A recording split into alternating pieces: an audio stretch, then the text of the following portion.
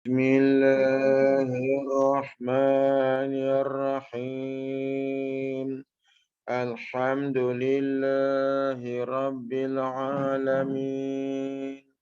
Wassalatu wassalamu ala ashrafil anbiya'i wal mursalin wa ala alihi wa sahbihi ajma'in.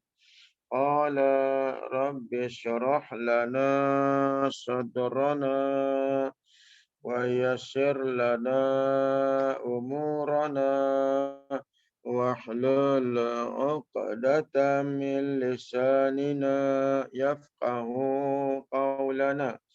Nawaitu ta'lam wa ta'lim wa tadhakkur wa tadhkir wa nafa'a wal intifa' wal ifada wal istifada wal hatha ala tamassuki bi kitabillah wa sunnati rasulillahi sallallahu alaihi wasallam wa du'a ilal huda wa dilalata alal khair ibtigha wajhilah wa qurbih wa thawabih subhanahu wa ta'ala. Subhanallah walhamdulillah wa la ilaha illallah wallahu akbar wa la hawla wa la quwwata illa billahil aliyyil azim. Qala musannifu rahimahullah ta'ala wa nafa'ana bi'ulumihi fid daraini amin. Kata dia, dan segala tanda agama empat. Kata ya, dan segala tanda orang yang berpegang dengan agama.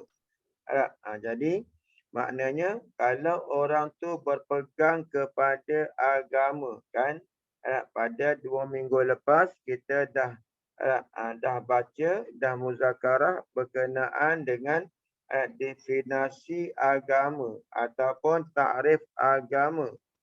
Yang dulu dia sebut ibarat daripada perhimpunan segala hukum yang dihantar akan segala hukum tu oleh Allah Subhanahu wa taala bagi segala hamba-Nya yang mukallaf atas lidah Rasul-Nya yang membawa akan mereka itu, iaitu akan hamba-hamba-Nya tu kepada kebajikan yang kekal.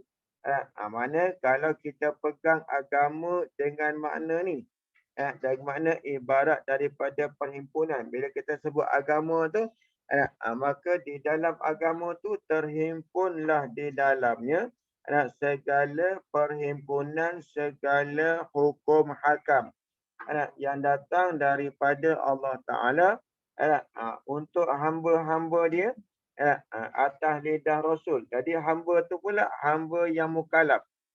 Jadi maksud berpegang dengan agama tu ialah kita turut, kita ikut, kita junjung segala hukum hakam yang Allah Ta'ala hantar kepada kita lah. Kita tu segala hamba ni yang mukallaf. Yang bila kita pegang kepada agama ni, maka kita akan dapat kebajikan yang kekal. Makna kebajikan yang kekal tu ialah kita akan dimasukkan oleh Allah Ta'ala ke dalam syurga kekal.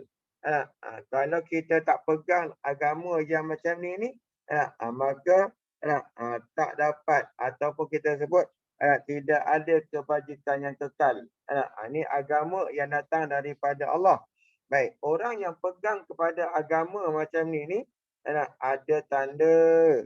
Ada alamat. Tengok. Jadi perhati tuan-tuan. Jangan tunding jari pada orang. Tunding jari pada kita sendiri. Tengok pada batang tubuh kita ni. Jangan tengok pada orang lain. Tengok ya.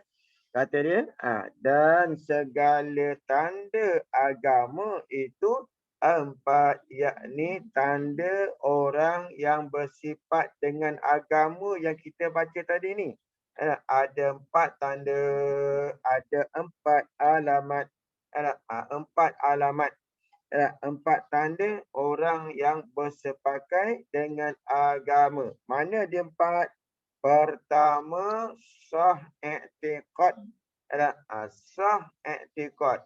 Kalau kita nak kata i'tiqad yang sahih. Jadi maknanya dalam agama yang paling penting sekalinya ialah i'tiqad yang sahih. Pegangan yang betul. Pegangan yang tepat. Itu makna sah i'tiqad. Tapi nak tahu sah ataupun tidak, mestilah ada acuan dia. Dalam kata sah i'tiqad, iaitu yang dikatakan sah i'tiqad ataupun i'tiqad yang sahih tu, iaitu jazam. Jazam. Maksud jazam tu apa dia? Pegang kuat, pegang kemas, pegang dengan kukuh. Itu ya. Pegang kuat. Okey. Ataupun pegangan yang putus. Tak ada 2, 3. Itu mana jazam. Pegangan yang kuat atau pegangan yang putus tu dengan barang, dengan perkara yang diiktikadkan akan dia, akan barang tu, akan perkara tu oleh Ahlus Sunnah. Tambah sikit lagi lah. Oleh Ahlus Sunnah wal Jamaah. Baik. Jadi kan bila itu tanda agama tu kan, ini kita jangan tuning jari pada orang. Kita tengok batang tubuh kita dululah. Baik. Jadi dan ini kalau saya baca ni tuan-tuan, kalau saya baca dan saya sebut ni bukan daripada saya sendiri tau. Datang daripada ulama yang mengajar saya, tuan-tuan guru yang mengajar saya dululah. Dia kata i'tiqad yang diiktikad akan barang tu oleh Ahlus Sunnah, yakni kan i'tiqad yang sahih tu, i'tiqad yang betul tu mesti datangnya daripada Ahlus Sunnah wal Jamaah. Mesti datang daripada Ahlus Sunnah wal Jamaah. Jadi Ahlus Sunnah wal Jamaah ni kalau dah buat tauhid ni dia dah letak siap-siap dah. Macam manakah barang yang betul di dalam i'tiqad, di dalam pegangan. Okey, kalau macam tu kita kena tahulah. Kena tahulah siapa dia Ahlus Sunnah wal Jamaah. Siapa dia Ahlus Sunnah wal Jamaah tu? Okey, kata guru kami Ahlus Sunnah wal Jamaah tu ialah idza utliqa Ahlus Sunnah wal Jamaah fal muradu bihi al asyairatu wal maturidiyatu. Jadi ini definisi Ahlussunnah wal Jamaah ni tuan-tuan, ada di dalam kitab syarah bagi Ihya Ulumuddin. Ada dalam syarah bagi kitab Ihya Ulumuddin bagi Imam Ghazali rahimahullah taala.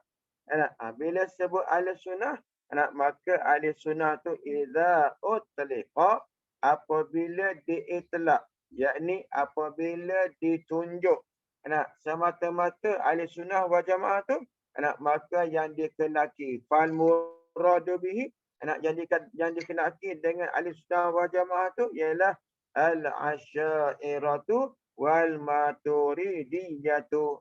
Itulah yang berpegang kepada mazhab Asy'ari ataupun yang berpegang kepada mazhab Maturidi. Dalam tauhid ni dua tu mazhab. Yang pegang kepada mazhab Imam Abu Hasan Asy'ari atau mazhab Asy'ariyah, ataupun yang berpegang kepada mazhab Maturidi ataupun mazhab Maturidiyah. Maturidi itu nama penuhnya ialah Imam Abu Mansur Al-Maturidi. Baik. Jadi kan, bila kita kata macam tu, bila kita kata Ahlussunnah wal Jamaah yang tu, mungkin ada soalan. Mungkin ada pertanyaan dan saya teringat masa saya dijemput oleh RTM atas kerjasama JAKIM, masa tu kan, saya dijemput untuk baca kitab ni lah dalam TV. Tahun 2017, 2018, kalau tak silap saya lah. Dalam tu masa tu kan, masa tu saya baca lah yang ni. Bila saya baca, saya sebutlah Ahlussunnah wal Jamaah tu dalam tauhid yang berpegang kepada mazhab Asy'ariyah dan Maturidiyah. Ni dalam TV ni, dalam TV ni, bila sebut TV tu, satu Malaysia dapat, bukan satu Malaysia aja. Mungkin sampai Singapura, mungkin sampai ke sebahagian daripada Indonesia, Sabah dan Sarawak dapat benda tu. Lepas tu kan tuan-tuan, ada soalan yang ditulis, mungkin pendengar tu tulis, dia tanya soalan dalam tu. Soalan ni nampaknya kan orang yang tidak setuju dengan definisi tersebut. Dia tak setuju. Dan saya pun tak marah, saya nak jawab soalan tu. Sebab saya dah bersedia dah untuk jawapan tu. Dia kata kalau itulah Ahlussunnah wal Jamaah, dia kata soalan tu, dia kata maka sahabat dulu, sahabat dengan Rasulullah dulu, bukan Ahlussunnah wal Jamaah lah. Dia kata macam tu. Saya dah sedia dah jawapan tu, saya dah sedia dah. Tapi tuan-tuan sekalian, yang saya ingat saya lah, pengarah JAKIM dalam pengarah JAKIM bahagian pendidikan dan dakwah ni, dia tak benarkan saya jawab. Dia kata jangan jawablah Ustaz, nanti jadi besar benda ni. Saya rasa dia nama dia Puan Zaitun masa tu. Yang jadi pengarah bahagian pendidikan dan dakwah tu. Nama Puan Zaitun. Saya kata Puan, saya nak jawab ni bukan nak bagi besar, bukan nak jawab saya jawab ni bukan saya nak bagi benda tu orang keliru, tak, saya kata. Saya rasa macam ni jawapan dia.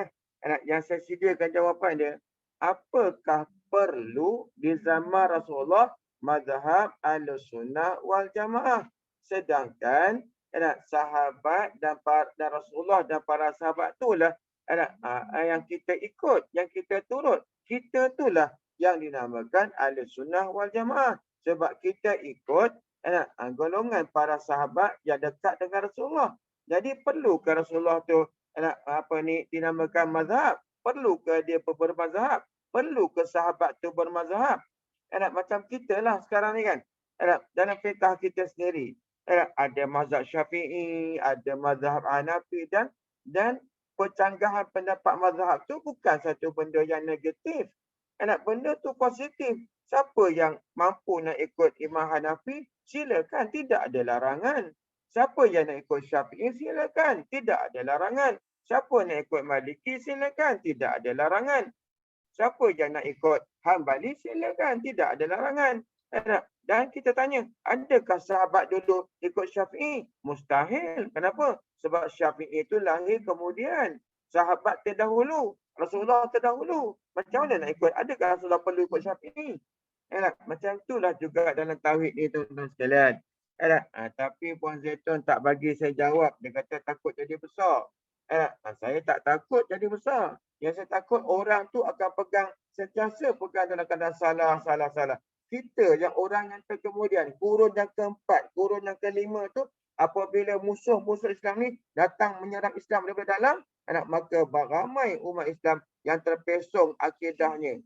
Yang terpesong akidahnya. Sebab itulah mereka, Ahlussunnah wal Jamaah ni, dia tengok kaji hadis Quran dan sebagainya, maka lahirlah yang dinamakan mazhab Ahlussunnah wal Jamaah yang Nabi pegang. Yang para sahabat pegang macam tu, tuan-tuan.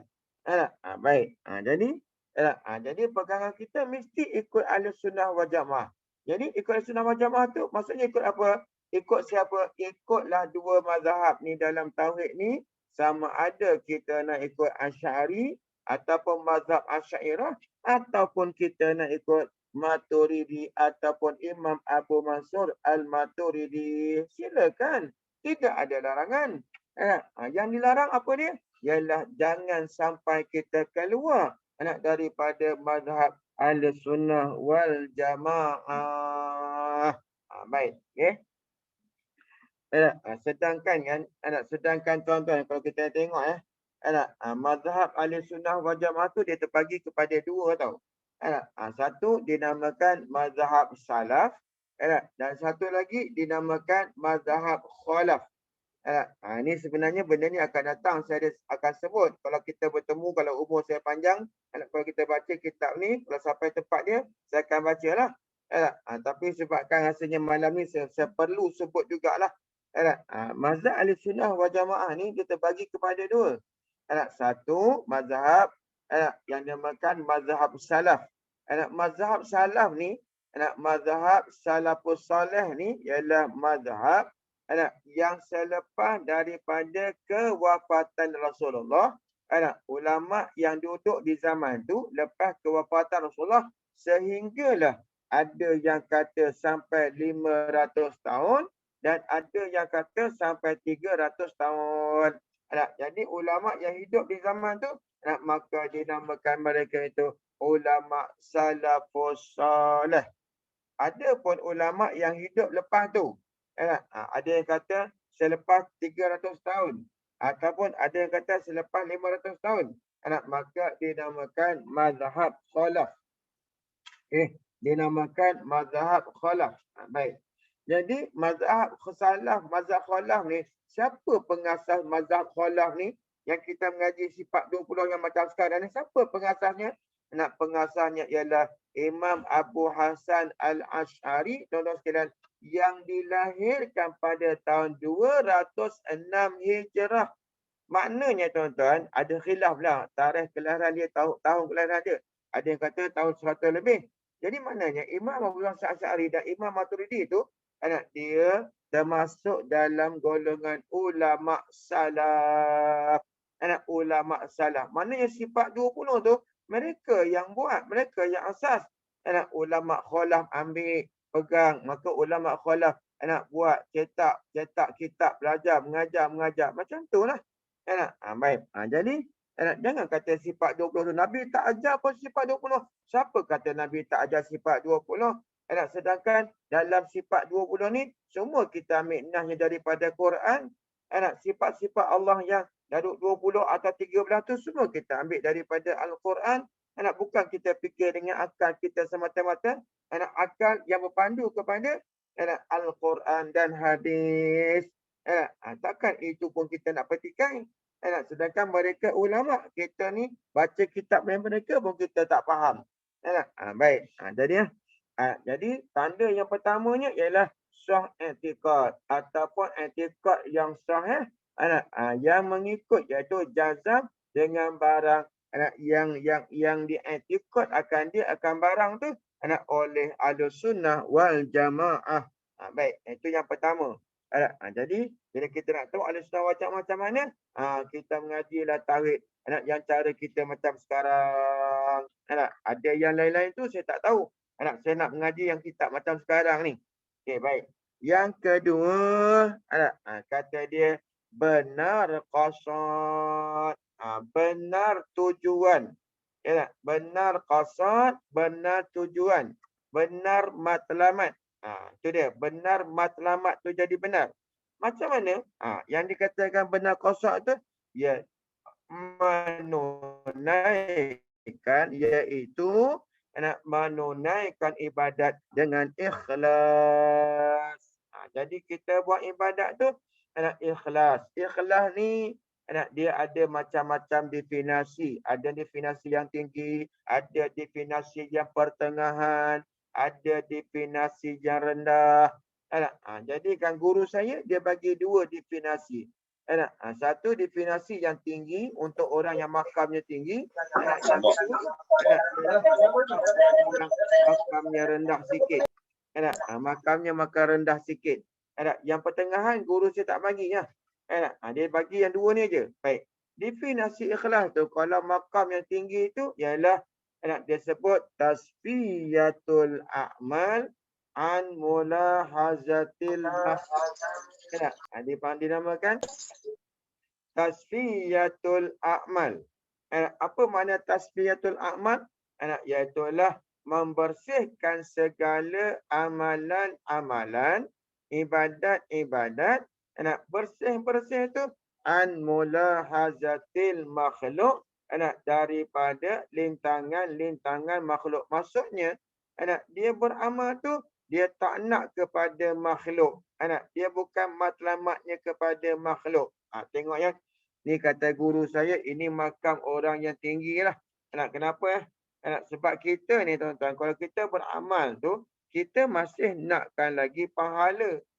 Kita nakkan syurga. Kita harap dengan amalan tu kita dapat syurga. Kita beramal tu kita nakkan pahala. Sedangkan syurga, pahala tu, di sisi Allah Ta'ala, dia adalah makhluk. Anugerah daripada Allah Ta'ala. Tapi orang yang makam ikhlas macam ni, dia panggil tasfiyatul a'mal al-mulahazatil makhluk tu. Mereka bukan qasad. Tidak termasuk dalam tujuan mereka ibadat tu. Nakkan syurga, nakkan pahala, takutkan kepada neraka ataupun tak nak dosa. Tak. Mereka tak macam tu, tuan-tuan. Orang yang sampai makam tu. Mereka buat ibadat tu semata-mata kerana mardatillah, kerana hendakkan keredaan Allah. Bukan nakkan syurga. Kalau mereka ibadat, mereka tak dapat syurga pun. Mereka tetap akan buat ibadat juga, tuan-tuan sekalian. Di mana satu kisah, tuan-tuan. Satu orang wali Allah Ta'ala ni, seorang wali Allah ni, di zaman siapa? Di zaman Nabi Musa alaihi salam. Dia ni kuat ibadat. Dia ni daripada bangsa Bani Israel lah. Bani Israel itu maksudnya anak cucu Nabi Allah Yaqub alaihi salam.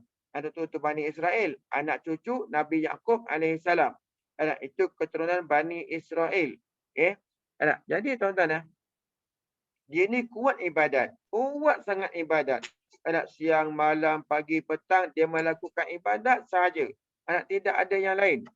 Lalu tuan-tuan, bila dia melakukan ibadat macam ni, Allah nak uji dia. Allah dah ada di dalam iradat Allah Ta'ala tu. Nak uji dia. Lalu kan Allah Ta'ala hantar malaikat. Berupa sebagai manusia. Berupa sebagai manusia, cakap pada orang yang kuat ibadat tu, si Fulan, kamu ni walaupun kamu buat ibadat banyak mana sekalipun, Allah tak akan masukkan kamu dalam syurga. Allah akan campak kamu ke dalam api neraka. Malaikat tu kata pada si Fulan. Tuan-tuan, si Fulan daripada Bani Israel ni yang kuat ibadat ni. Lalu apa kata Bani Israel tu? Seorang Bani Israel kuat ibadat tu, dia kata, kami ni nahnu khuliqna. Nahnu khuliq. Kata, kami ni dijadikan. Khuliqna, dijadikan akan kami ni, ialah, dijadikan kami ni ialah li'ibadatillah. Kami ni dijadi oleh Allah Ta'ala, hikmahnya untuk menyembah dia. Dia kata, wa imma Allah nak campak kami, nak bagi aku syurga ataupun tidak, itu bukan kerja aku. Dia kata, kerja aku ialah aku dijadikan oleh Allah untuk sembah dia ataupun hikmah dia untuk sembah Allah Ta'ala, untuk beribadat pada Allah Ta'ala. Dia nak bagi aku syurga atau tak nak bagi syurga, nak masuk neraka, itu bukan kerja aku, dia kata. Lalu tuan-tuan yang ini jawapan orang yang makamnya makam tinggi, tuan-tuan. Lalu malaikat pun bagi tahu pada Allah Ta'ala, ya Allah, engkau lebih mengetahui apa yang hamba-Mu jawab. Lalu kata Allah Ta'ala, firman Allah Ta'ala kepada malaikat tu, dia kata, ya malaikati, wahai malaikat aku, ishhadu, saksikanlah oleh sekalian kamu, qad ghafartu lahu, sesungguhnya aku telah mengampunkan dosa-dosanya, dosa hamba tu. Cuba kita contohkan diri kita, ataupun kita, kalaulah kita di tempat orang tu, agak-agak tuan-tuan, kita nak tak beribadat lagi, sedangkan malaikat dah beritahu, si Fulan, si Fulan daripada manusia ni, kamu ni buat ibadat macam mana pun, Allah akan campak kamu dalam neraka. Agak-agak kita nak buat ibadat lagi tak, tuan-tuan? Itu soalan tak perlu jawab. Soalan tu tuan-tuan yang akan jawab sendiri. Bila? Nanti malam nanti jawablah sendiri, fikir sendirilah. Sukat sendiri iman yang ada dalam diri kita tu. Sukat sendiri tuan-tuan sekalian. Jadi kan, jadi disebut ni ikhlas. Itu makam ikhlas. Buat ibadat bukan nak syurga. Itu makam yang paling tinggi lah. Tapi kalau orang macam kita ni, orang macam saya ni, tuan-tuan sekalian, ambillah makam ikhlas yang kedua, iaitu makam yang rendah je. Makam rendah ni pun tuan-tuan, bukan senang kita nak buat. Bukan senang kita nak capai. Apa dia? Kata guru kami, Pak Da'i kata, Pak Da'i Benar Padang. Dia kata apa? Dia kata tuan-tuan sekalian, ikhlas tu ialah istiwa'ul madhi wazami ataupun istiwa'ul zami wal madahi. Maksudnya sama saja. Kalau orang yang ikhlas tu sama saja pada pihak puji dan cela. Maknanya masa kita buat ibadat tu orang puji kita tak terasa apa-apa. Orang keji kita senyum aja. Pasal apa? Sebab kita buat ibadat bukan nak puji daripada orang, bukan kita takut kepada celaan orang, tetapi kita nakkan hanya Allah Subhanahu Wa Taala, buat ibadat semata-mata kerana Allah Subhanahu Wa Taala. Jadi kalau orang puji pun kita tak rasa apa-apa, kalau orang keji pun kita tak rasa apa-apa. Kita teruskan ibadat kita tuan-tuan sekalian. Itu makam ikhlas orang yang rendah. Jadi kalau yang tu pun kita tak boleh buat, bila orang keji kita dalam kita buat ibadat, kita masih lagi dalam keadaan nak marah kat dia, orang puji kita rasa macam nak koyak kain kita kembangnya. Yang tu tuan-tuan sekalian tak termasuk lagi dalam makam ikhlas. Sebab itulah kalau kita nak jaga kawan sahabat-sahabat kita tu, jangan puji-puji dia tuan-tuan. Takut rosak hati dia nanti. Baik. Tu jadi itu apa yang kedua. Tanda. Orang yang buat ibadat, tanda dia ialah tanda dia. Dia kosak dia, tujuan dia buat ibadat semata-mata tu kerana Allah Subhanahu Wa Taala. Tidak ada niat yang lain daripada Allah. Kalau Allah nak bagi apa-apa, tu dia terimalah. Okey, baik. Tapi bukan qasad, bukan niat dia macam tu. Itu yang pertama. Dan yang ketiga, menyempurnakan janji. Menyempurnakan janji. Janji siapa ni yang kita? Ini manusia ni yang kita maksudkan tanda segala yang bertanda, tanda segala agama tu 4. Jadi tanda segala orang yang beragama. Jadi di sini sebut yang ketiga ni ialah disebut menyempurnakan janji. Mana kita yang bertanda kita yang beragama ni ialah kita menunaikan janji, kita sempurnakan janji kita. Kita tunaikan janji kita. Apa janji kita ni? Iaitu mengerjakan segala yang disuruh. Bila ni yang kita berjanji ni? Bila ni? Bila kita berjanji ni tuan-tuan sekalian? Adakah pernah kita berjanji? Adakah pernah kita berjanji? Kalau kita ingat tuan-tuan, ingat tak kita di zaman arwah dulu? Ingat tak zaman roh? Di zaman kita jadi roh tu kita ingat tak? Yang kita pernah berjanji depan Allah Subhanahu Wa Taala. Mana? Allah Taala kata, alastu bi rabbikum? Adakah aku ni Tuhan kamu? Segala roh. Alastu, adakah tidak aku ni alastu bi rabbikum? Adakah aku ni Tuhan kamu sekalian? Maka jawab kita. Masa tu kita di alam roh. Kita masih dalam bentuk roh. Kita jawab tuan-tuan. Kita jawab apa? Kita jawab qalu, berkata roh-roh masa tu, bala, bahkan syahidna, kami menyaksikan, kami mengaku anta rabbi, anta rabbina, engkaulah Tuhan kami, wa nahnu min ibadika, kami ni daripada hamba-hambamu. Maksud hamba-hamba tu ialah hamba yang patuh, yang taat dengan perintah Allah, nak suruh buat ibadat, suruh meninggalkan maksiat. Itu janji kita dulu. Di alam arwah bila kita dah kembali ke dalam dunia ni tuan-tuan, kebanyakan daripada kita anak sudah lupa janji. Kita dah lupa janji. Jadi bila orang yang lupa janji dia, maka dia tak menyempurnakan janji dia. Sebab dia dah lupa dah janji dia tu, dah lupa dah janji dia, dah lupa dah tuan-tuan.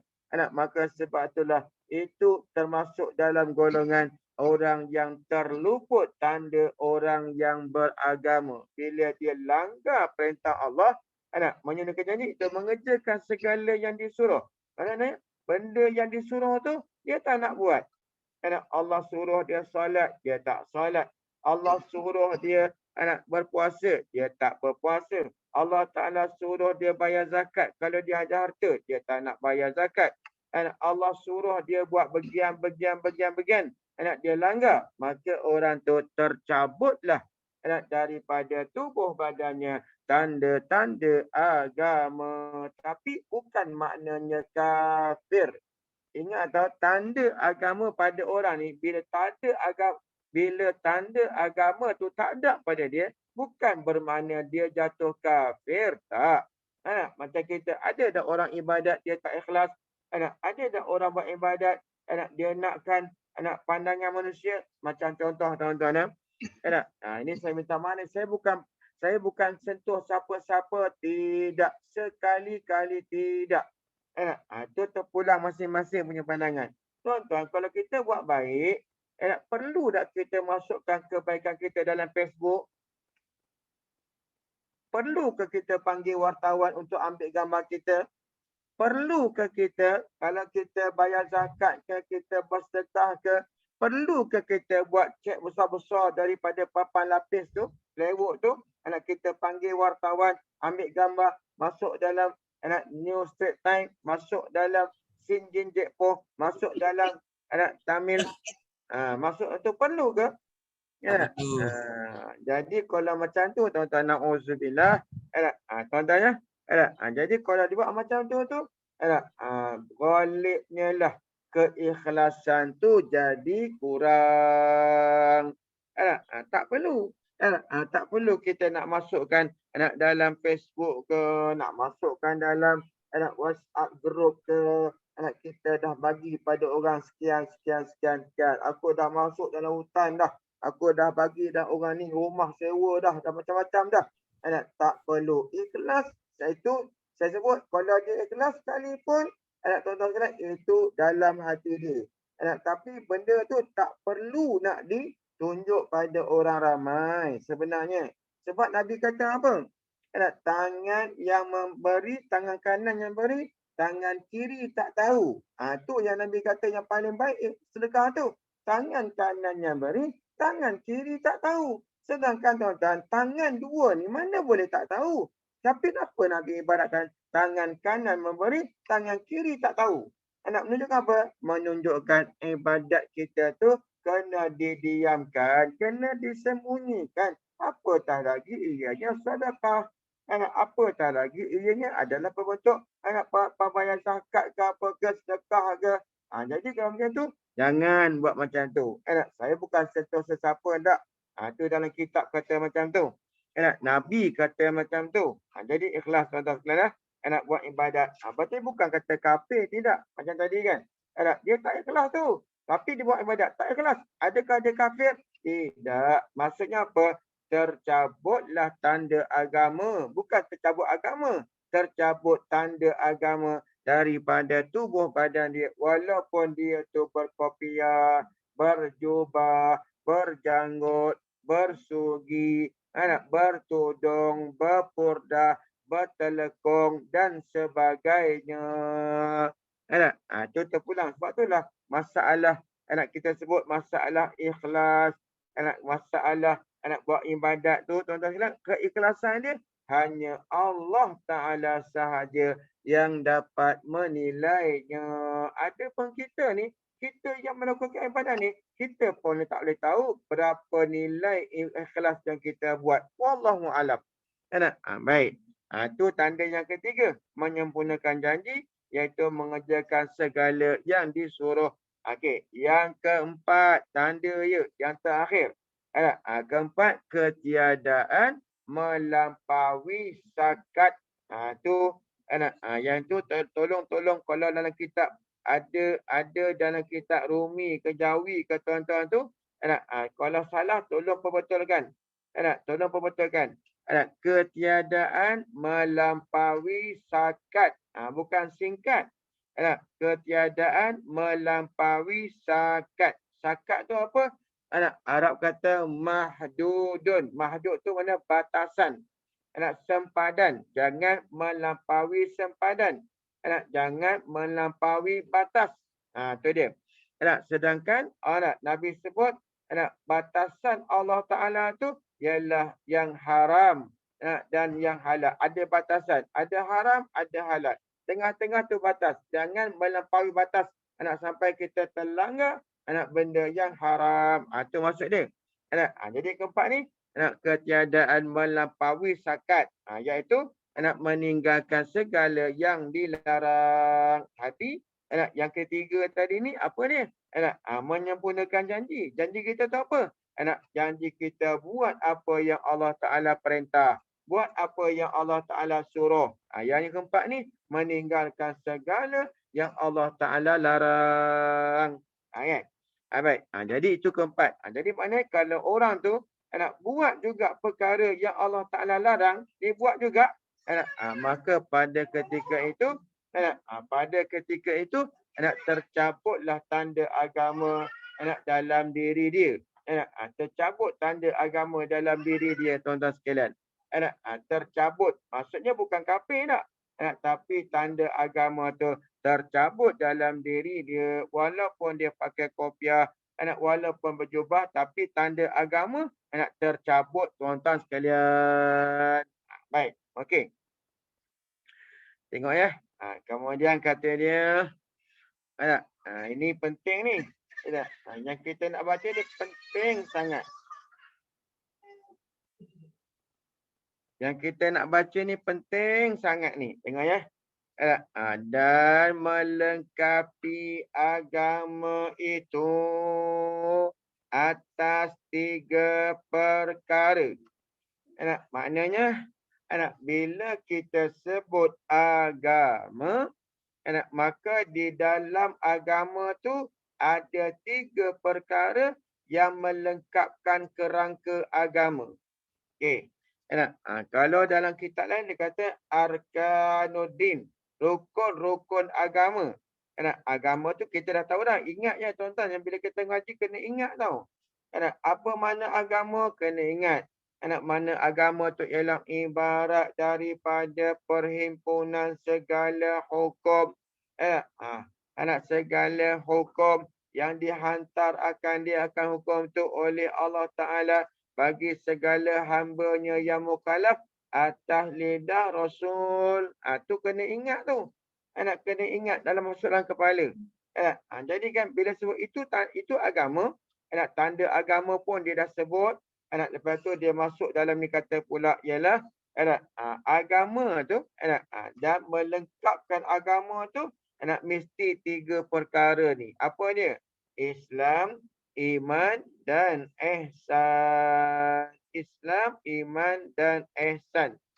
Maknanya makna iman, Islam dan ihsan tu ialah iman tu satu juzuk daripada agama. Islam tu satu juzuk daripada agama. Tak ada suara. Ada suara tak? Ada. Ada. Okey, baik. Ni siapa ni kata tak ada suara ni? Siti Rahmah ni. Betul ke tak ada suara ni? Ada ya? Ada. Okey, baik. Jadi baik. Kemudian tengok ya. Jadi bila sebut agama tu, maka agama tu yang melengkapkan kerangka agama, yang menyempurnakan kerangka agama tu 3. Iaitu dalam agama tu mesti ada iman, mesti ada Islam dan mesti ada ihsan. Maknanya iman satu juzuk daripada agama, Islam satu juzuk daripada agama dan ihsan satu juzuk daripada agama. Yakni kita sebut iman tu juzuk yang melengkapkan agama. Islam tu juzuk yang melengkapkan agama. Yang ihsan tu juzuk yang melengkapkan agama. Jadi ini lebih jelaslah. Bila saya kata tadi kan agama tu ialah peribarat daripada perhimpunan segala hukum yang dihantar akan dihukum tu oleh Allah Ta'ala kepada hamba-Nya yang mukallaf tu. Itu mana agama. Bila sebut itu agama, maknanya yang lain daripada ni bukan agama. Saya sebut dah contohnya. Seperti Hindu, bukan agama tu. Buddha, bukan agama. Kenapa bukan agama? Sebab Hindu, Buddha ni, mana ada hukum yang Allah Ta'ala hantar dalam Buddha, dalam Hindu ni? Mana ada? Tak ada pun kata ada hukum hakam yang Allah Ta'ala yang hantar dalam tu. Yang pegang oleh Buddha, yang pegang oleh Hindu. Tak ada. Dan lebih lagi dapat mengkuatkan hujah kita ni. Bila kita sebut agama tu, mesti ada 3. Apa dia? Mesti ada iman, mesti ada Islam, mesti ada ihsan. Dalam Buddha ni, dalam Hindu ni, ada 3 benda ni tak wujud. Sekali-kali tak wujud. Bila tak wujud, maka tak boleh dikatakan agama. Tak boleh. Kalau kita kata agama Hindu, agama Buddha, agama atas dasar lugah pada sudut bahasa sahaja. Bukan sudut istilah tauhid ni, istilah agama Allah Ta'ala ni, bukan. Baik. Kalau ada orang kata agama Hindu, agama Buddha, agama apa lagi yang kata yang manusia yang mengasasnya, bukan Allah Ta'ala yang punya. Maka tuan-tuan, yang itu jelas lagi lah, kuat lagi lah hujah kita tuan-tuan, yang mengatakan balik dia tu bukan agama. Baik. Sebab agama tu mesti 3 ni. Islam, iman dan ihsan. Tu kata, dan melengkapi agama itu, maknanya agama tu akan lengkap dengan ada 3 perkara ni. Mana? Iaitu Islam, iman dan ihsan. So, malam ni, bila kita dah nampak dah, dalam agama tu mesti ada 3 benda ni. Islam, iman dan ihsan. Maka kita perlu tahulah tuan-tuan sekalian, apa makna Islam.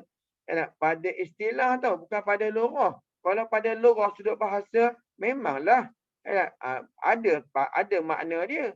Tapi pada sudut istilah tauhid ni, ada makna dia. Yang kita nak pakai, bukan istilah pada sudut lugah, bukan sudut bahasa. Macam Islam pada sudut bahasa kan, daripada perkataan aslama yuslimu Islam. Mana aslama tu? Makna selamat, makna sejahtera, makna aman. Itu pada istilah lugah. Tapi dalam istilah ilmu ni, ilmu tauhid ni, bukan itu makna dia. Apa makna dia? Tengok, perhati tuan-tuan. Okey. Dan bila kita tahu makna Islam tu apa dia, maka hati-hatilah kita tuan-tuan sekalian. Jangan sampai kita mengkafirkan orang. Dengar ya. Okey. Ni saya minta maaf ni. Anda perhati betul-betul. Bermula Islam itu. Pada istilah ulama tauhid. Bukan pada istilah lughah. Bukan pandu pada bahasa. Kalau bahasa, Islam tu daripada perkataan aslama yuslimu islaman. Maksud aslama tu telah selamatlah ia. Telah selamatlah ia. Ataupun telah sejahteralah dia. Ataupun telah amanlah dia.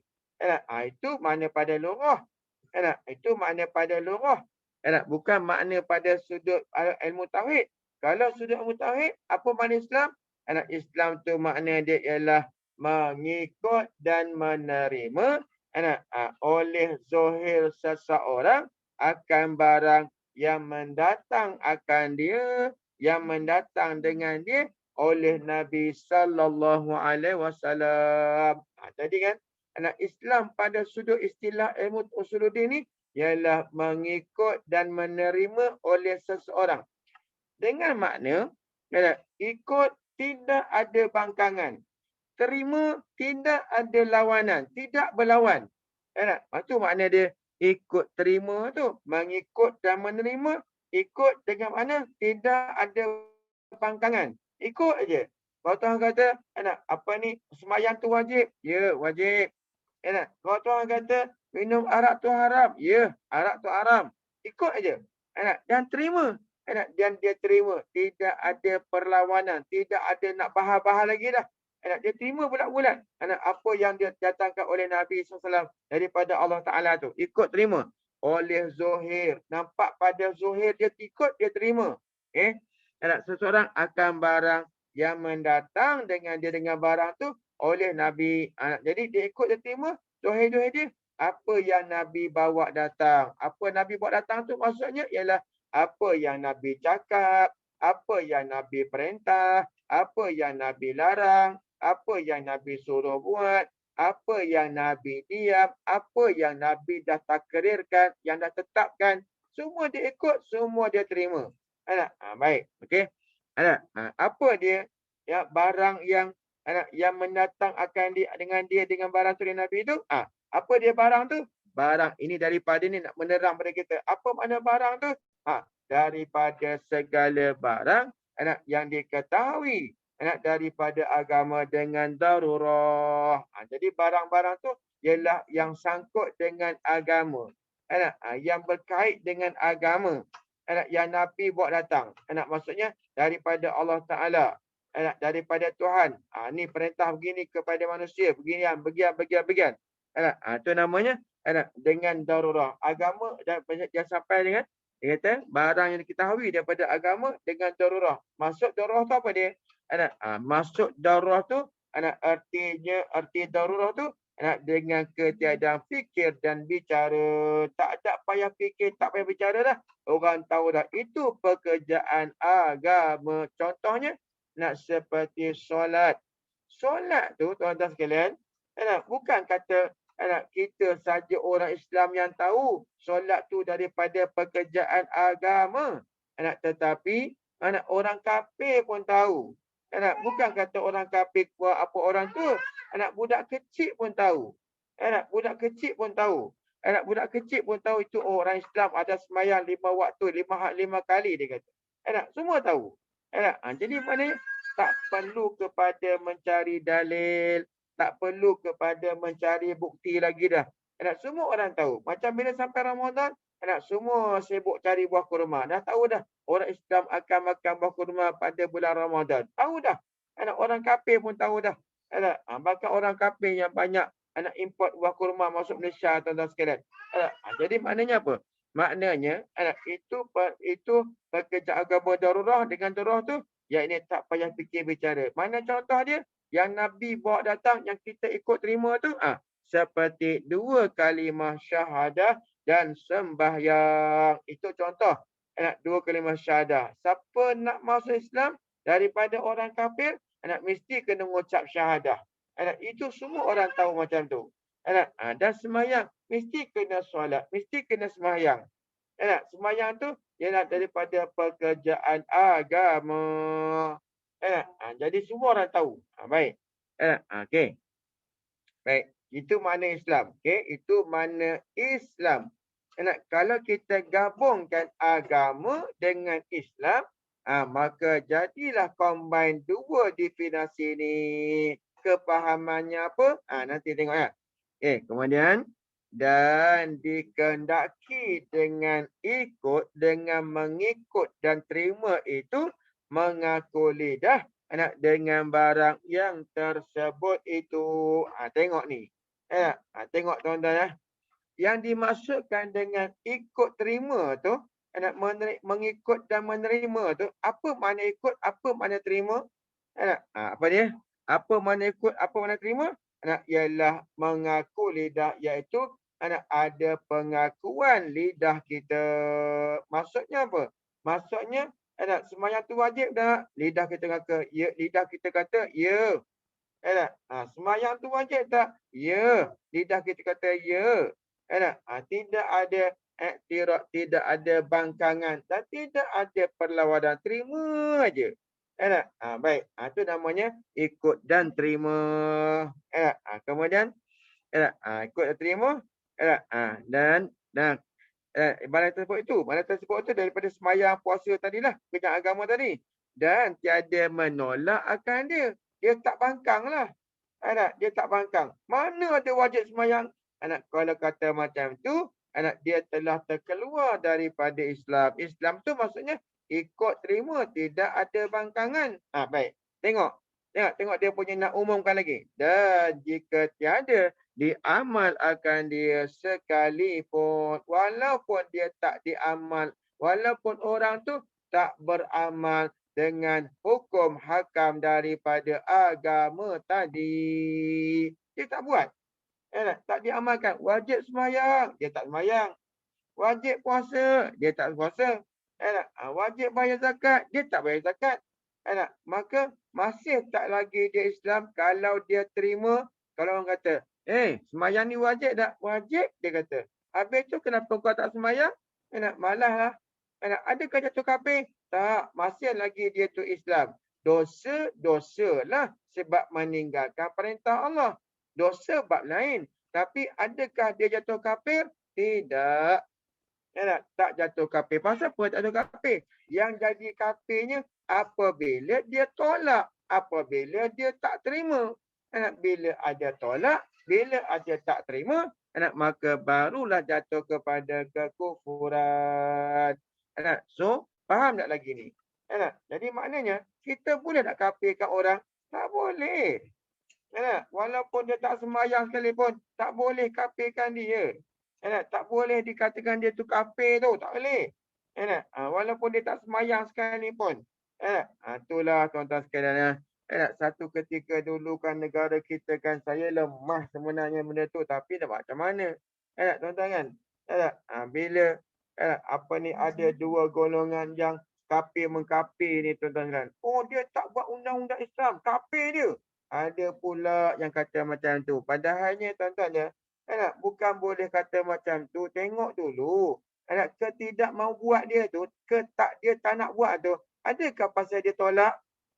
Macam sembahyang tadi. Kalau dia tak sembahyang tadi, adakah pasal dia bangkang sembahyang tu, dia tak nak buat pasal sembahyang tu tak wajib kata dia? Adakah macam tu? Tidak. Kebanyakannya semua mengatakan wajib sembahyang. Pasal apa tak nak buat? Malah lah aku. Letih lah aku. Jadi orang macam tu tak nama bangkang. Kalau nama bangkang tu apa? Yang wajib dia kata tak wajib. Itu nama bangkang. Itu nama tolak. Baik. Jaga tau. Jadi dengan part tu kita sekarang ni dah ada ilmu dah dalam kitab kata macam tu. Tolonglah. Janganlah nak kafir-mengkafirkan orang lagi. Ada orang tu Islam lah. Jangan nak kafir-kafirkan lagi dia tu. Kecuali lah kalau dia tu Zohir. Secara Zohir. Dia telah isytiharkan diri dia keluar daripada Islam. Yang itu pun bukan wajib kita kafirkan dia. Tak.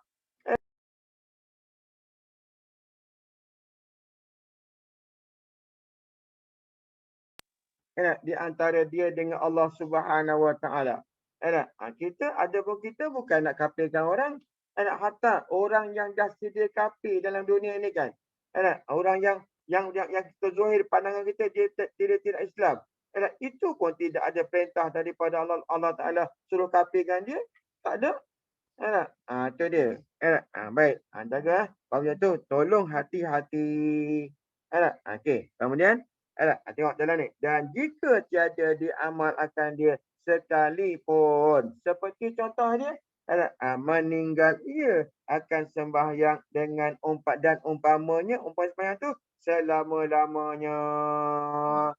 Sampai dia meninggal dunia. Dia tak solat. Dia tak sembahyang. Sampai dia mati sekalipun. Tak ada dia nak solat. Tapi dia mengucap syahadah. Dia mengaku, dia menerima. Maka tetap dia dinamakan Islam. Baik. Kemudian, dan segala rukun Islam itu 5 perkara. Elok kita berhenti kat situ. Kalau kita sambung lagi, mungkin kita akan memanjangkan masa. Wallahu a'lam. Okey, baik. Ada soalan?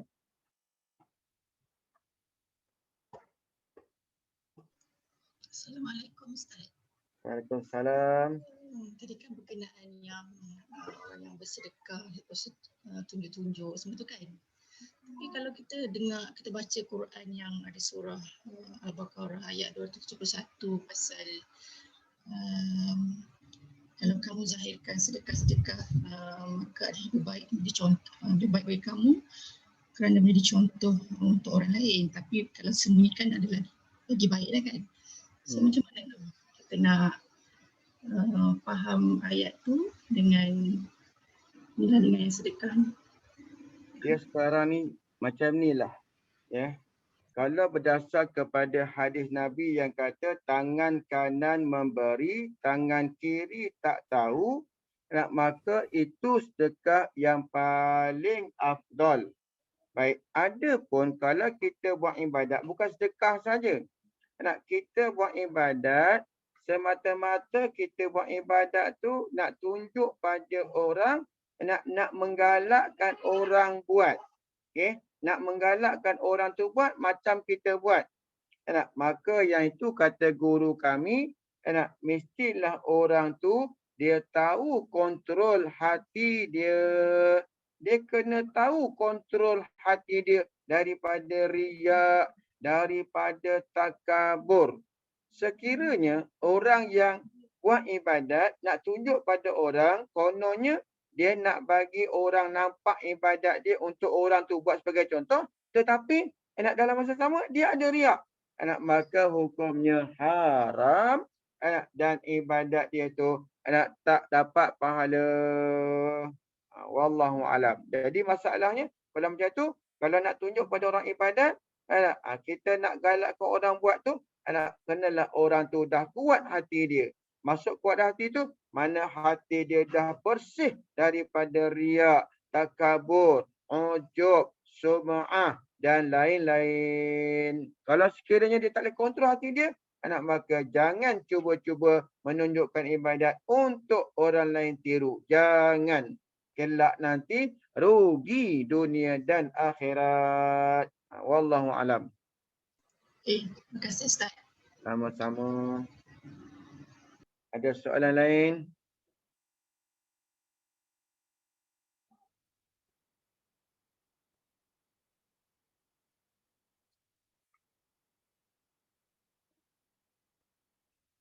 Ada?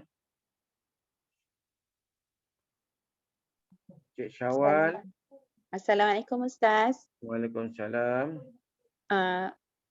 Yang bab kenapa kita tak ingat janji kita dengan Allah masa kita di alam ruh Arwah lagi. dulu. Kita sampai ke dunia kita lupa dah. Ya. Baiklah. Sebab tu kan saya nak ni lah, bukan nak apa dak, tapi nak kaitkan cerita roh ni kan dengan kelahiran manusia. Okey. Kebanyakan manusia yang lahir atas muka bumi ni kan lahir daripada perut, daripada mak dia, keluar daripada rahim ibu dia. Kebanyakan kita menangis tak? Nangis. Nangis. Nangis kan? Okey, kenapa nangis?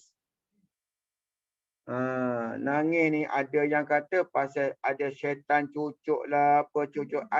Ada salah satu daripada pendapat ulama yang saya baca dalam kitab, dia kata kerana roh yang ada sama dalam budak tu, dalam baby tu, dia dah nampak dah benda-benda yang dia akan alami. Dia nampak dah dia akan kena hadapi benda yang berat di alam arwah, di alam roh. Iblis syaitan tak boleh goda dia. Masa tu roh tu pula, masa dia kata tu, roh tidak ada disertakan dengan nafsu.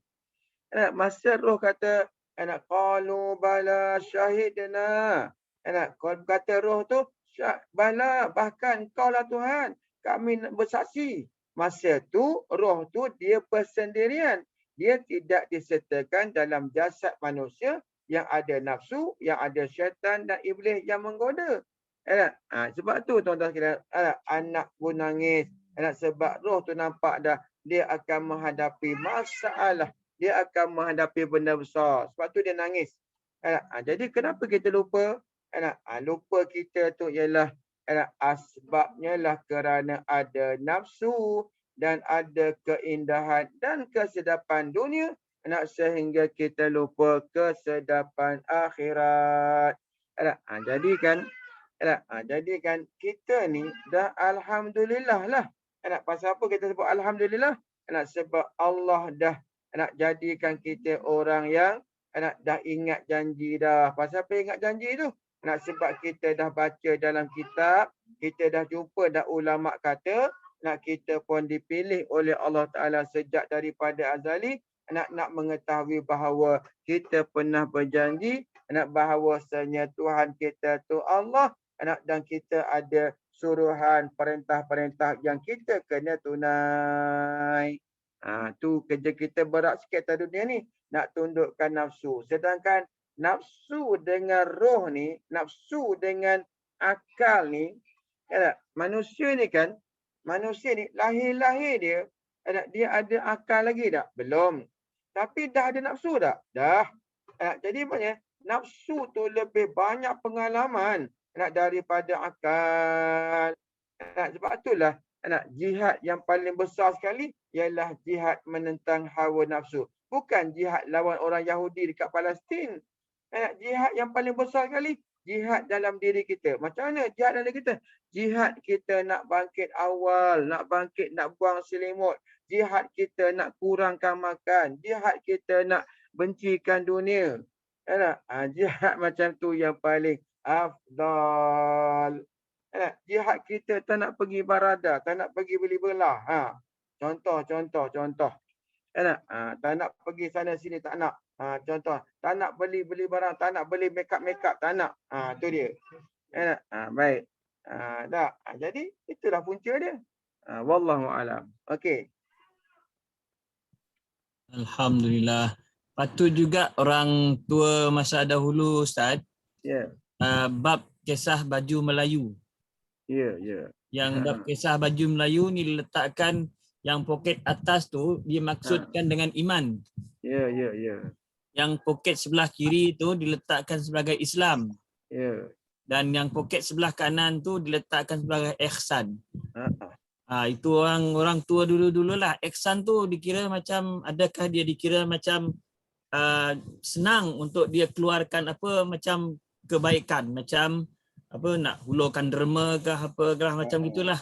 Perumpamaan orang tua dulu-dulu. Adakah gitu dia maksudkan orang tua dulu-dululah? Ya betul. Sampai butang baju ni pun 5. 5 tu rukun Islam yang 5 tu.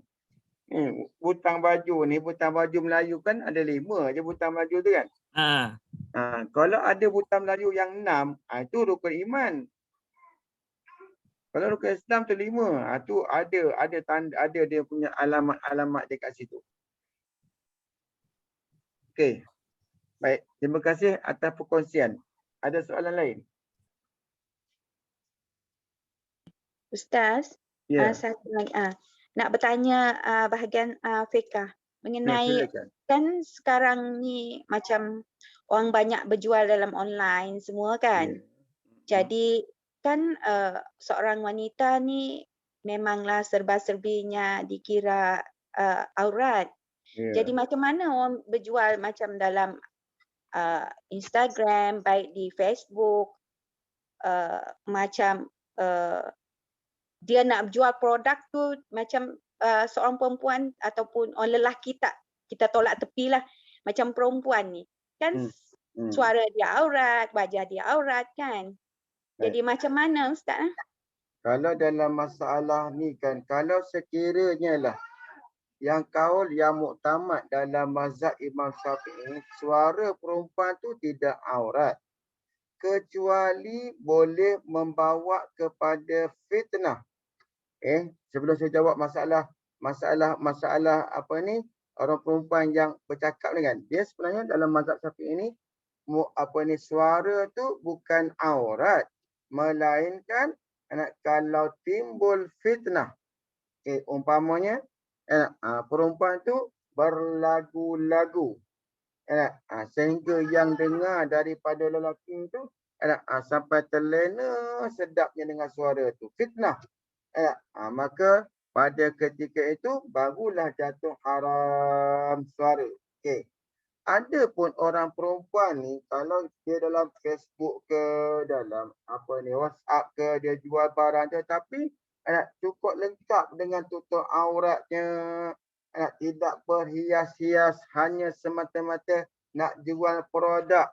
Mungkin ada yang suami tak ada, jadi dia terpaksa berniaga macam tu, ataupun nak tolong suami dia untuk tambah pendapatan dan sebagainya.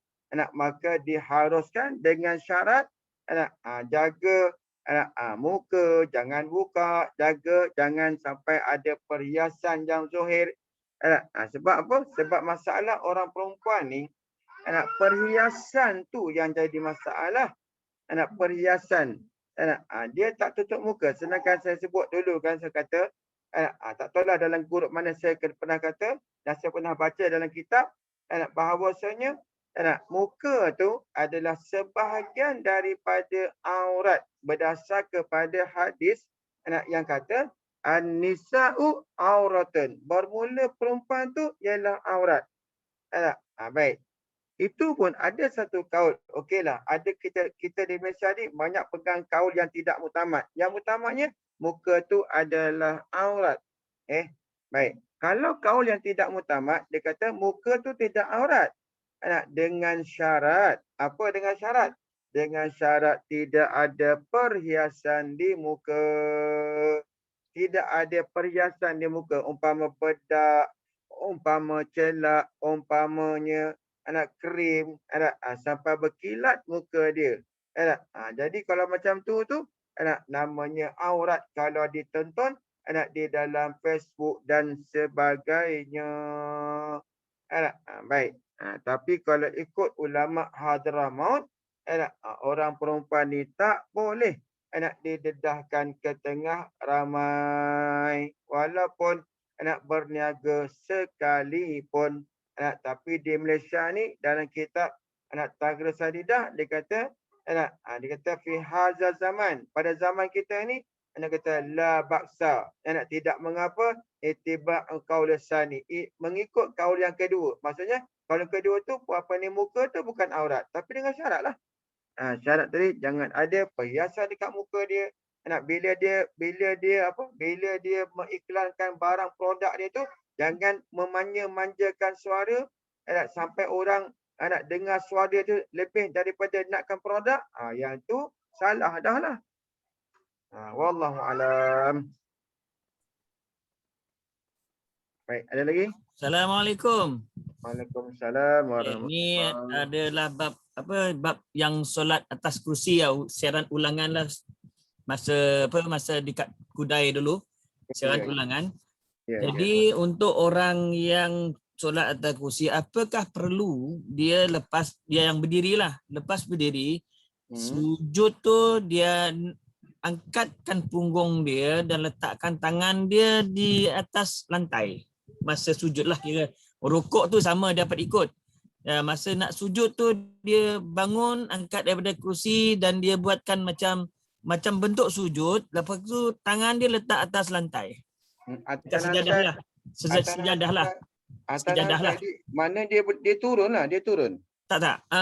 Masa kursi di belakang tu dia buat macam seolah-olah rukuk. Dia turun. Dia letakkan tangan tu di atas sejadah. Dia sebenarnya tak perlu macam tu. Sebab orang semayang duduk ni dia isyarat aja. Tapi dia tengok dia punya keuzuran lah. Kalau keuzuran dia tu memang tak boleh turun sujud, kalau dia turun juga nak bangkit tak boleh, maka memadai isyarat saja. Duduk atas kursi tu isyarat saja dia meletakkan.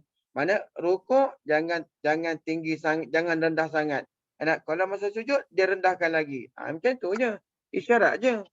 Kalau sekiranya dia memang keuzuran dia, uzur untuk dia sujud tu uzur. Tu. Tapi ada orang yang begini, ada orang yang sujud dia tak uzur tapi dia tak turun. Yang tu salah. Itu jadi tak sah sembahyang dia. Sedangkan dia hanya tak boleh berdiri lama aja. Dia tak boleh berdiri lama saja. Maknanya dia duduk, masa dia duduk. Lepas tu rukuk dia boleh rukuk, sujud dia boleh sujud. Tapi kalau dia tak sujud, dia tak rukuk, maka hukumnya tidak sah solatnya. Wallahu alam. Terima kasih. Sama. Assalamualaikum Ustaz. Waalaikumsalam. Kesinambungan daripada soalan Ummu Muhammad tadi. Ya. Nak tanya satu. Sekiranya suami tu izinkan isteri dia berdandan. Mungkin kerana isteri dia ni ada terpaksa berhadapan dengan orang ramai lah, macam frontliner ke, ataupun ada dengan orang luar lah, berdepan dengan orang luar. So macam mana dengan hukum tu Ustaz? Dia tak boleh sebenarnya Puan Juma. Suami sepatutnya suami itu tak boleh benarkan isteri itu berdandan untuk orang. Kalau nak berdandan untuk dia sahaja, bukan untuk orang ramai. Bukan dipertontonkan isteri daripada orang ramai, tak boleh. Walaupun atas niat lain daripada apa benda sajalah, tak boleh. Tak dibenarkan. Jadi maknanya kalau laki-laki ada yang macam tu, maka dinamakan dia tu dayus. Dinamakan dia tu ad-dayus. Dayus tu maksudnya ialah laki-laki yang tidak ada sifat cemburu sehingga laki-laki yang lain melihat isteri dia. Melihat. Apatah lagi kalau didandan-dandankan. Sebab zaman kita ni, laki-laki ni agak-agak adakah semua laki-laki tu berperangai malaikat? Tak ada. Yang mana banyak? Yang mana banyak? Laki-laki yang perangai malaikat ke atau laki-laki yang berperangai syaitan? Banyak. Mana banyak? Syaitan. Jadi kalau macam tu, kalau macam tu tak boleh lah. Bukan kata apa lah. Katalah ada seorang perempuan kan, dia bersolek-solek. Kemudian dia pergi kedai ke, dia berjalan ke, ada seorang lelaki saja. Cantiknya dia ni. Maka hukumnya si suami yang suruh dia bersolek tu pun suami juga tercalik dosa tu. Bahkan suami akan tanggung dosa isteri itu juga. Ya. Itu bahaya tu. Macam contohnya seorang yang perempuan yang kita sebut belajar kat universiti mana-mana tu tak boleh pakai purdah. Dia bersolek-solek, dia tak gambar pula kan? Kan tak gambar kan? Lepas tu, tu suami dia tanggung nanti ni. Maksudnya tak boleh taat lah sebenarnya Ustaz kan? Tak boleh. Dalam bab tu tak termasuk dalam makna taat. Yang itu wajib isteri derhaka. Tak engkarkan suami punya suruhan tu. Jangan ikut. Faham. Macam tu. Ustaz. Wah, jazakallah barakallah insya-Allah. Ada lagi soalan?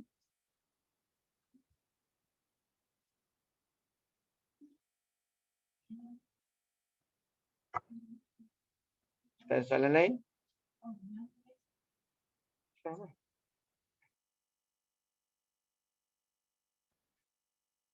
Ambil ni.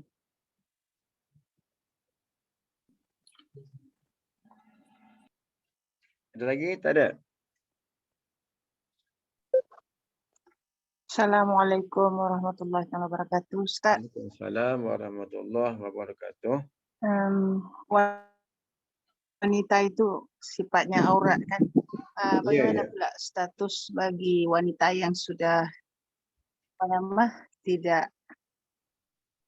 disebut sebagai apa? Tidak sudah haid. Oh, sudah dia putus sudah haid. menopause. Jadi, Ya. ya, sudah menopause. Jadi macam mana status dia itu? Kalau orang perempuan yang sudah menopause, maka dibenarkan orang perempuan tu hanya membuka mukanya sahaja tanpa berhias. Maka ringan dekat situ. Mana perempuan yang sudah menopause, maka ringannya orang perempuan tu ialah dibenarkan dia untuk buka wajah dia dengan tidak berhias. Itu sahaja.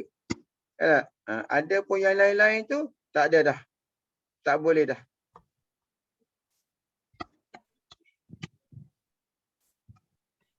Okey, boleh faham? InsyaAllah. Satu lagi soalan Ustaz. Ya.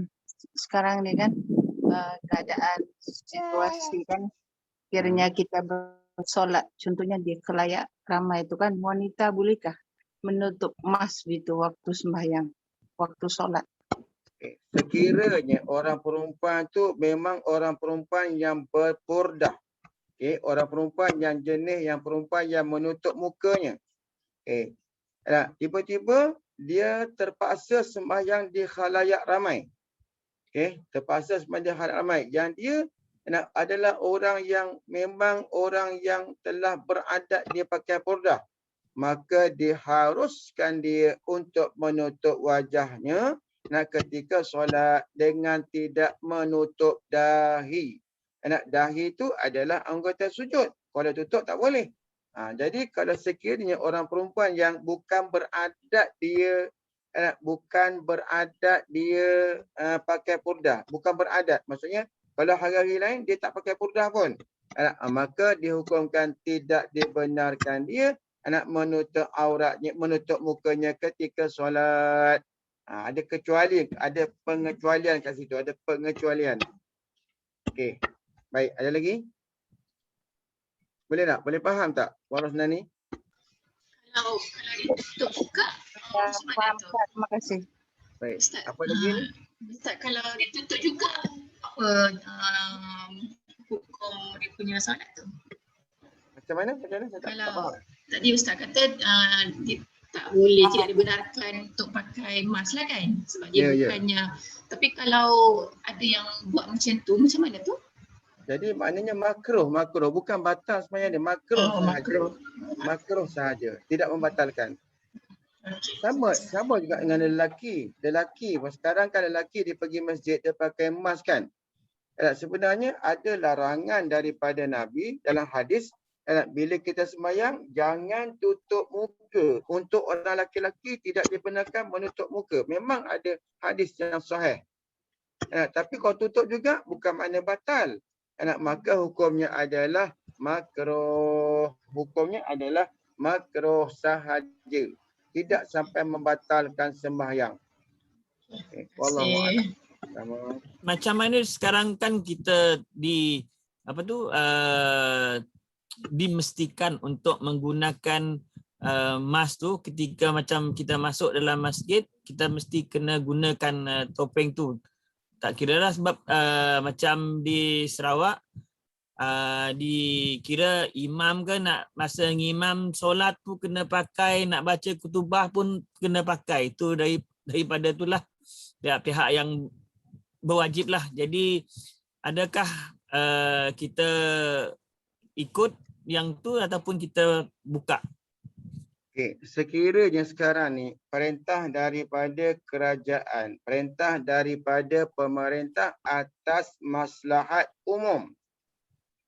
Kenapa ya? Takut kita yang tak pakai mask akan menjadi pembawa penyakit. Bila kita bercakap, suara kita keluar dengan udara, mungkin ada virus yang akan terkena pada orang lain. Maka pada ketika itu, hukumnya adalah wajib diikut ke pemerintah. Wajib ikut. Sekiranya tidak ada sekiranya ada orang kata ada hukuman. Mana siapa tak pakai mask, kena denda, kena begian. Maka pada ketika itu wajib ikut. Tapi sekiranya kalau tidak ada hanya perintah gitu aja, tapi tidak ada kekuasaan undang-undang, tak ada. Tak pakai pun tidak ditangkap. Maka pada ketika itu haruslah dia buka. Wallahu a'lam.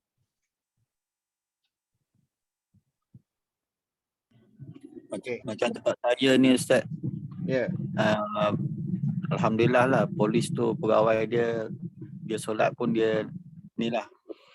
Dia tak apa-apa nak kisah sangat lah tengok keadaan dia. Kalau macam tu tak apa, tak buka, kena buka lah. Sembunyi-sembunyi lah buka. Tapi dari belakang tu memang nampak gembira lah dia. Ya. Lagipun sekarang ni bukan ada penguat puasa pun dalam masjid kena pakai, tak ada.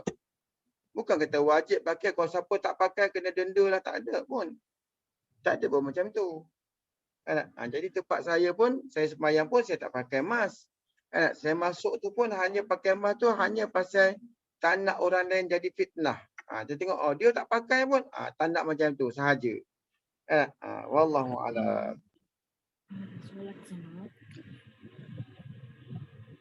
Cuma ada sebagian tempat tu memang dah ada yang kes kena compound Ustaz. Ya, memang dah setengahnya tempat memang ada. Itu kalau penguatkuasaannya tu memang dah dikuatkan. Yang tu nak macam mana? Macam contoh di Selangor kan. Di Selangor ni tak boleh. Pasal apa? Dia punya dah tinggi sangat.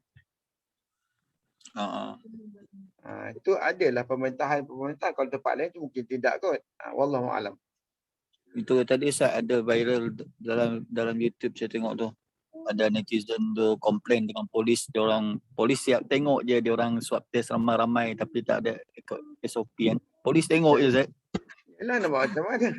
Nah, betul dia lah. pun di luar pada kekuasaan dia kan.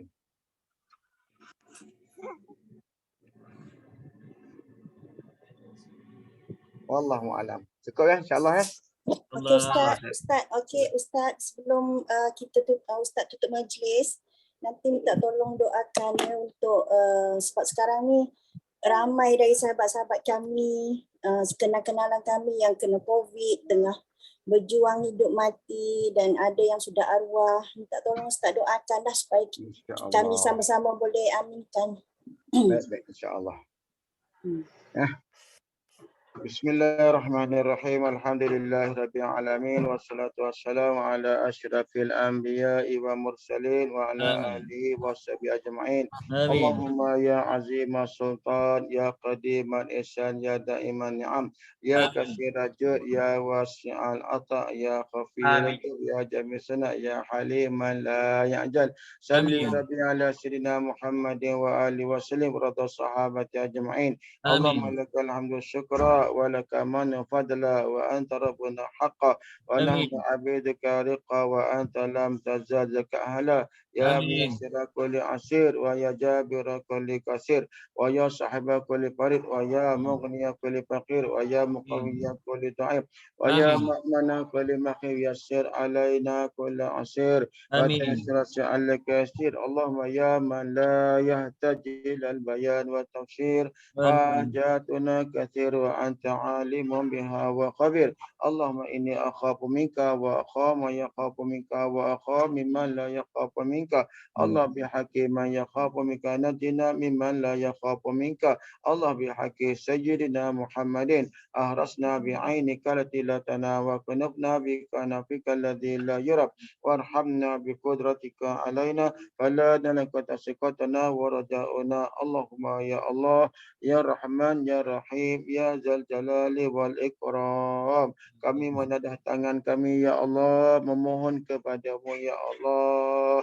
Ya Rahman ya Rahim, angkatkanlah segala bala dan musibah yang kau telah turunkan kepada kami ya Allah. Jika sekiranya ya Allah bala dan musibah ini lantaran kerana dosa-dosa kami ya Allah, lantaran kerana kesombongan kami ya Allah, lantaran kerana kelalaian kami ya Allah. Ya Rahman ya Rahim, berilah kami hidayat dan petunjuk untuk kami meminta permohonan pengampunan daripada-Mu ya Allah. Ya Rahman ya Rahim, Engkaulah Tuhan yang Maha Pengampun lagi Maha Penyayang ya Allah. Ampunkanlah dosa-dosa kami ya Allah. Ya Allah, kasihanilah kami ya Allah. Kasihanilah kami daripada hamba-hamba-Mu yang taat ya Allah. Kami tidak ada Tuhan lain ya Allah kecuali Engkau ya Allah. Engkaulah Tuhan yang satu-satunya ya Allah. Tidak ada Tuhan lain daripada Engkau ya Allah. Ya Rahman ya Rahim, Engkaulah yang Maha berkuasa mengangkat segala musibah ini daripada kami ya Allah. Umat Islam di Malaysia ini khususnya ya Allah, dan umat Islam di dunia ini ya Allah. Ya Rahman ya Rahim, jika sekiranya ya Allah balak musibah ini antara daripada musuh-musuh Islam ya Allah yang nak menghancurkan agama-Mu ya Allah. Ya Allah, hancurkan mereka ya Allah. Musnahkan mereka ya Allah. Ya Rahman Ya Rahim. Selamatkan kami ya Allah. Ya Rahman Ya Rahim. Kalau ada di antara kami ya Allah yang sedang berjuang di hospital antara hidup dan mati ya Allah. Ya Rahman Ya Rahim. Selamatkanlah mereka ya Allah dengan rahmat-Mu ya Allah. Selamatkan mereka ya Allah. Sembuhkan mereka ya Allah. Berilah mereka peluang untuk hidup lagi ya Allah. Untuk menambah segala amal ibadat-Mu ya ibadat kepada-Mu ya Allah. Ya Rahman Ya Rahim. Jika sekiranya ya Allah ada di kalangan kami yang sedang meninggal dunia ya Allah, tempatkanlah mereka di dalam syurga-Mu bersama para anbiya dan para rasul, para syuhada dan salihin ya Allah. Ampunkan dosa mereka ya Allah. Janganlah lubang-lubang kubur mereka daripada lubang syurga ya Allah. Janganlah jadikan lubang kubur mereka daripada lubang neraka ya Allah. Ya Rahman Ya Rahim. Kami tidak ada daya dan kuasa melainkan Kau ya Allah. Kami tak dapat menyelamatkan diri kami sendiri ya Allah. Melainkan Engkau lah yang menyelamatkan kami ya Allah. Ya Rahman Ya Rahim. Dunia sedang menghadapi balak musibah ini ya Allah. Ya Rahman Ya Rahim. Ya Allah Ya Rahman Ya Rahim. Amankan dunia ini ya Allah daripada musuh-musuh Islam, musuh-musuh agama-Mu ya Allah. Ya Rahman Ya Rahim. Hancurkan mereka ya Allah. Ya Allah ya Allah. Dengan ada mereka ya Allah tidak aman hidup manusia ini ya Allah. Walaupun mereka daripada orang kafir ya Allah. Ya Rahman Ya Rahim. Kasihanilah kami ya Allah. Kasihanilah hamba-Mu ya Allah. Kasihanilah umat manusia ini ya Allah. Ya Rahman Ya Rahim. Ya Zal Jalali wal Ikram. Ya Razzaq Ya Fattah Ya Alim. Ya Zal Jalali wal Ikram. Rabbana atina fid dunya hasanah wa fil akhirati hasanah wa qina adzabannar. Wa qina adzabannar. Wa qina adzabannar. Wa sallallahu ala sayyidina Muhammadin wa ala alihi wa sahbihi wasallam. Walhamdulillahi rabbil alamin. Amin ya rabbal alamin. Terima kasih.